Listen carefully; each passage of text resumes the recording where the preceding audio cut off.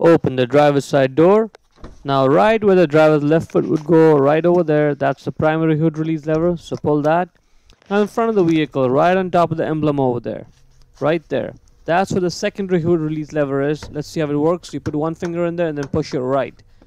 So lift up the hood, put one finger in there, push it right, and the hood opens up. Now this one requires a prop rod, so we gotta get the prop rod in that slot over there. So get the prop rod out, put the rod in the slot over there, and then pull the rod back a little bit to secure it in place. Yep, just like that. Now it's good. First I'm going to show you how to change the low beam passenger, then the low beam driver, then the high beam passenger side over there, and then the high beam on the driver's side. Let's get started now with the low beam on the passenger side. That's the light right there. In order to access the bulb, you have to go behind over there. Now first off, you need to get the electrical connector off. So press down the clip there and pull the connector down like that.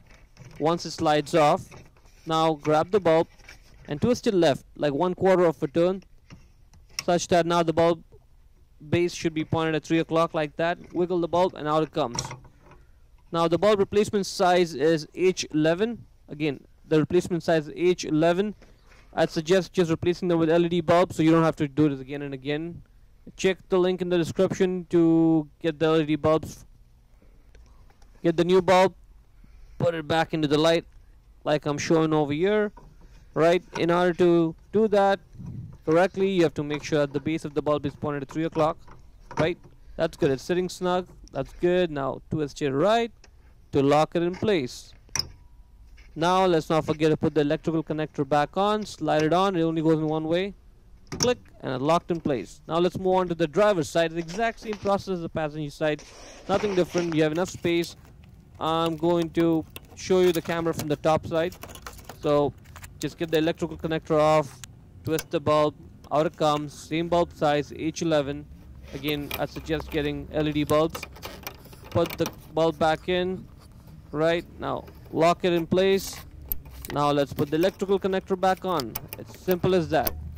Now the high beam bulb on the passenger side over there.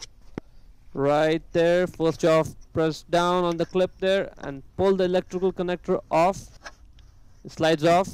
Okay. Now grab the bulb and twist it left like 1/8 of a turn. Not 1/4 like the low beam, just 1/8 of a turn. Grab the bulb and out it comes. This is a 9005 size bulb. It says it right there on the bulb, 9005 or HB3. So get the replacement bulbs. Again, I recommend getting LED bulbs. Check the link in the description for that. Get the new bulb and slide it into the light. Once it's sitting snug like that, twist it right, lock it in place. The base of the bulb should be pointing at 6 o'clock, like downwards. Let's not forget to slide the electrical connector back on its place.